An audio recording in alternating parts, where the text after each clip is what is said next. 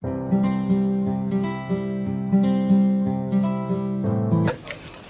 to AETCM, the Emergency Medicine Channel.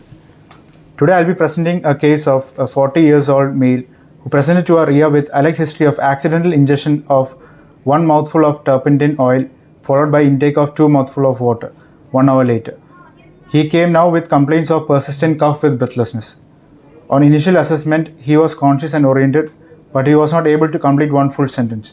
On primary survey, airway was patent, no pooling of secretions or gurgling sounds. Breathing, there was bilateral equal chest movements, but bilateral wheeze was present. Saturation showed 90% with a respiratory rate of 40 per minute. He was started on oxygen at 5 liter via face mask and a nebulization of salbutamol plus ipratropium bromide, 3 cycles, 20 minutes apart was ordered. Then coming to circulation, heart rate was 104 per minute, BP of 140/90.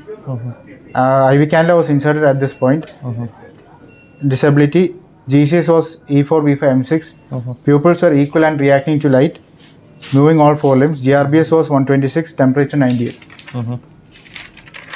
Coming to adjuncts of primary survey, ECG was taken. It was normal sinus rhythm with a QTC of 437. ABG showed pH of 7.394 with a PO2 of 63.4, mild hypoxemia. PCO2 was 44. On room air, right? Yeah, on room air. PCO2 of 44.5. Bicarb was 26.6. And sodium, potassium 143 and potassium 4.1. Sodium 143, potassium 4.1, calcium 1.1, ionized calcium 1.19. It was normal. So coming to secondary assessment, we have a 39-year-old male with no known comorbidities who presented to ER with alleged history of accidental ingestion of 1 mouthful of turpentine oil during work, and it was followed by intake of 2 mouthful of water 1 hour later. He had following that. So he took water after 1 hour of ingestion. Yeah, after 1 hour of ingestion, he had taken water. After the ingestion itself, he had complaints of he started having persistent cough. And after 30 minutes, he started having breathlessness. And he was also complaining of abdominal bloating and left chest discomfort 1 hour later. He also gives a history of alcohol intake at 1 p.m. That 1 p.m. timeline we are not able to get. No, that was happening along with the turpentine. Turpentine was taken at around 3 p.m. Alcohol he had taken at 1 he had consumed alcohol initially. After 2 hours later, there was accidentally later he had taken turpentine. 1 mouthful of turpentine. He had mistaken it for water and he had taken the turpentine.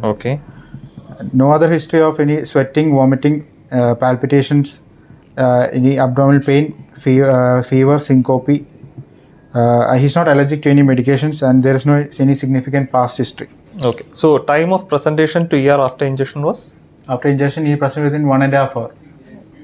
Around 4:30 he presented. So let us discuss at this point. We have a patient here. There is a clear-cut history of what the patient has consumed, right? So let us assume that there has been an intake of unknown substance. So how will you be approaching? Like what are the key things for in your ER assessment for a patient who has consumed Cori unknown liquid? First, we'll do the primary assessment. We'll do and see if the patient is stable with airway, breathing, circulation. If at any one point is there, we'll intervene and stabilize that. So then basically, any toxic ingestion or accidental or homicidal kind of thing, there are few parameters which we are going to see, right? Broadly, you can classify the management principles into one is supportive care, right? That is where your initial assessment is, everything is going to come. So what are the things in supportive care? Supportive care, we have to you start with your airway, A, B, C, D, E. What are the things you're going to be concerned about specific to airway? Like what are the toxins which are going to have a deleterious effect on the airway? Good. Because of the bronchoria and bronchospasm. What is the concern with corrosives and caustics basically? Corrosives, caustics, there can be strictures formation. Strictures is a long-term complication. It is not something. Laryngeal edema. Exactly. So, since you mentioned about strictures in corrosives, what happens is usually there are 3 stages, right? The first 1 week, roughly around 1 week, it's more of inflammatory changes leading to tissue necrosis. It is from the second week that is from 10 to 14 days kind of thing, is where you go into the granulomatous changes and thinning of the esophageal membrane and all. That is where you are suspecting the perforation. It is the third stage, that is usually at the third week and all, where it goes into stricture. So basically your perforation risk is usually in the first and the second week. After that, it is more of like stricture formulation and the more of healing phase which goes into. Okay, so always remember the levels in corrosive ingestions. Okay, so what we are talking about was that in the airway, again, your irritants, caustics, acids, those kind of things are going to come up with a specific kind of challenge. Okay, sure. Then other liquids like breathing again. What's the problem with hydrocarbons? And this will fall into the category of hydrocarbons. Like, what are the classification for hydrocarbons? Hydrocarbons we can divide into aliphatic, terpene, aromatic, and halogenated hydrocarbons. Okay. What group will turpentine fall into? Terpene group of hydrocarbons. Okay. So basically, what is the extra challenge with hydrocarbons are going to throw in management? Okay, so basically here it is a classical kind of thing. Even though the patient has ingested and we are anticipating it has gone to the esophagus, we are getting more of lung symptoms. Why? Because it is the aroma or the gaseous component of the hydrocarbon which is causing irritation to the lungs. Okay, the tissue irritation may not be that profound. Typical caustics and all, what we are going to expect is that you will have oral mucosal erosions, the strictures in the esophagus and things like that. We are not going to get much traumatic symptoms because of the direct tissue involvement or the contact of the toxin with the tissue. Those kind of things we are not seeing here, but it is because of the gaseous component of the hydrocarbons which gets inhaled into the lungs, which further leads to both reactive kind of symptoms, and also these people usually go into chemical pneumonitis, which can progress into tissue necrosis, lung necrosis, which can further progress into lung abscess, even requiring for decortication and things like that. So it is the local damage because of the gaseous thing which is happening to the lung, which can further lead to secondary infections and things which are going to be a problem in our patient. So here again we have a typical kind of thing. Patient is feeling more of like respiratory symptoms, even though it has gone into the stomach, right? Okay. So that is the extra concern with breathing. Circulation, we'll limit to hydrocarbons for now. Circulation, what's our concern? Circulation, he can go into ventricular arrhythmias. With which group of hydrocarbons? Mostly seen in halogenated. Okay. Both aromatic and aromatic. There we can expect for arrhythmias. Okay, fine. So what is the management thing which you are going to remember? Like, because of arrhythmias, what drug we will try to avoid? We will avoid epinephrine because it can increase the catecholamines and induce. In hypotension, epinephrine will not be the first line of choice. Okay, so that is with the heart rates. Okay, cardiotoxic effects can be there. Okay, D. Disability wise. We have seizures and neurological symptoms can be there, sensorium, seizures, those kind of effects can be there.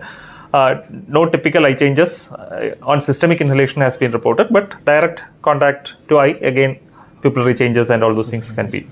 And exposure, what is the key thing here? Like with any other toxic exposures, decontamination, removal of clothes. Contaminated clothes and washing. So first thing we told us about supportive care. So the second thing is, principle of management is decreasing the absorption.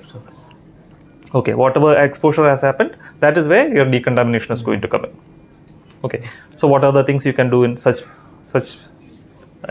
thing? Here it is a direct inhalation. If there was external contact to the toxin, definitely washing needed.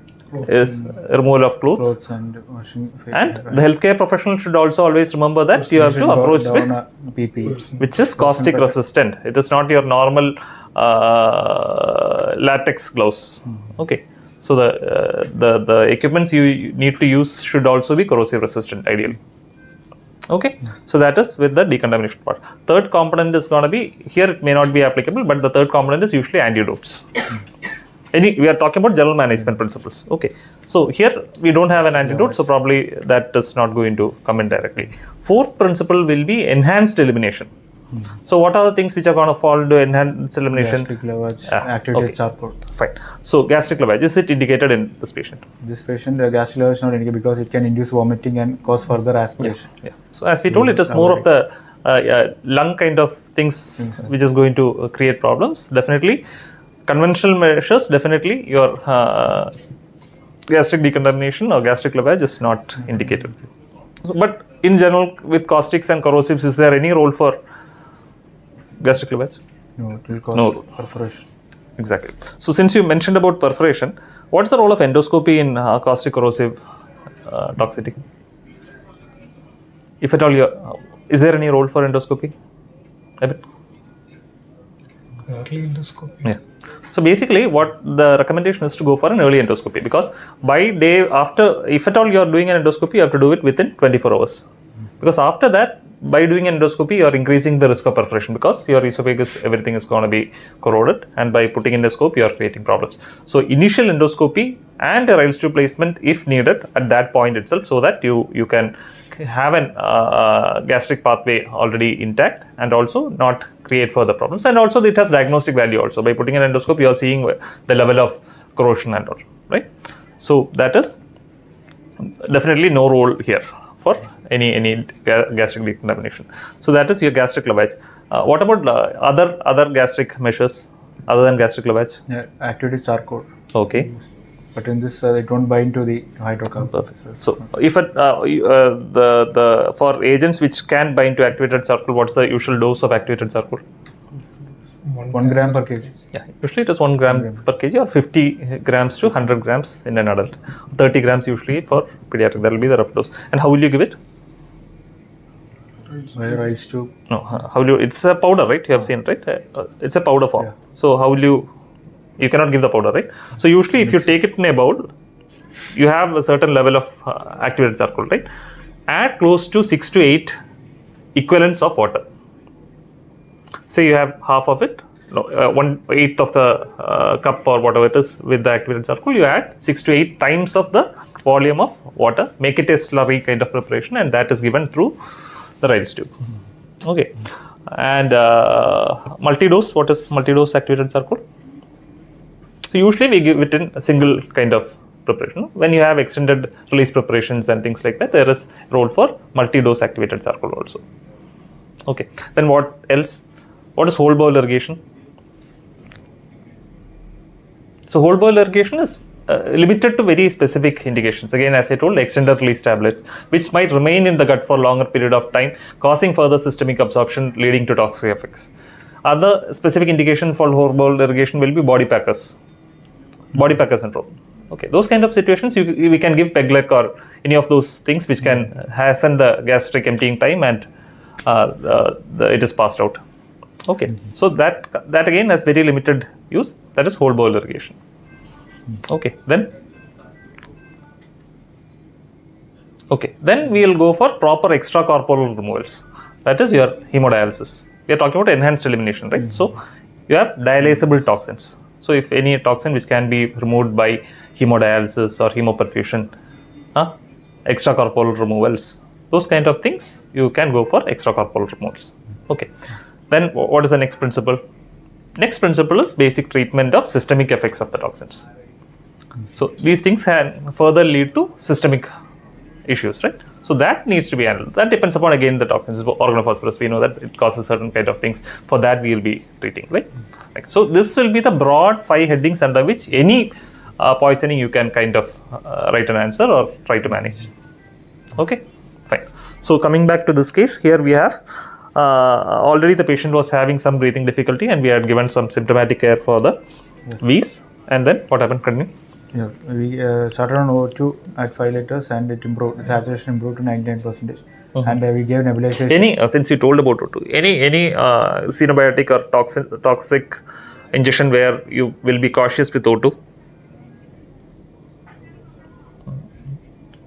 We may not be, even the saturation is slightly on the lower side, we may not give O2.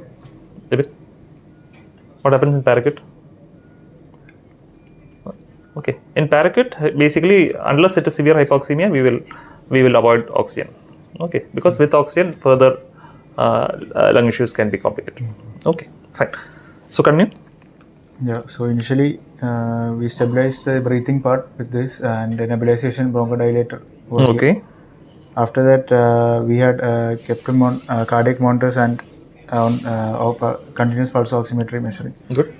And We had a measured blood gas. It was only mild hypoxemia was there. PCOH was only 44.5. Then we had obtained a chest X-ray since he was already breathless, and it showed a right lower zone. There was opacity was there. Fine. And ECG was normal. Sinus rhythm. No QTC also was normal. Repeat ECGs were also normal for the patient. Then external decontamination was done. We removed his clothes and he was taken washed completely. Okay. Then he was kept on NPO and continuous IV fluids were given. And when we sent CBC total count, there was a rising trend from 9,000. It became to 11,300. So we started on antibiotics. So basically here there can be a justification for antibiotic for preventing a secondary kind of a pneumonia, right? We have a lung issue which at this point we can label it as chemical pneumonitis, but there is a high propensity of it going into further secondary bacterial lung infection. So for that indication we can, leukocytosis can be more like a reactive kind of thing. No? Any inflammation, acute inflammation can lead on to leukocytosis. So you cannot base a need for antibiotic just based upon leukocytosis. Okay, yeah. Then the patient improved gradually. Okay. And we weaned off the oxygen support. We didn't worsen after that. Okay, so here it was more like the patient responded upfront without much complication. Usually these kind of turpentine exposures and all may not cause much problems. With minimal respiratory kind of symptoms, the patients will usually recover. Okay, so what happened to this patient finally? Finally improved completely. He was off for lungs also improved. Yeah, lungs also improved. No other secondary progressive X-rays were secondary other organs were not involved. No cardiac issues, no renal issues. Very rarely hydrocarbons can also cause liver issues. Hepatotoxic effects has also been reported. Where there definitely we can use Bronac and N-acetylcysteine for prevention. LFT was normal, within normal. Okay. Fine. Anything else, Evan? Nothing, no? Okay, right. Thank you. Thanks.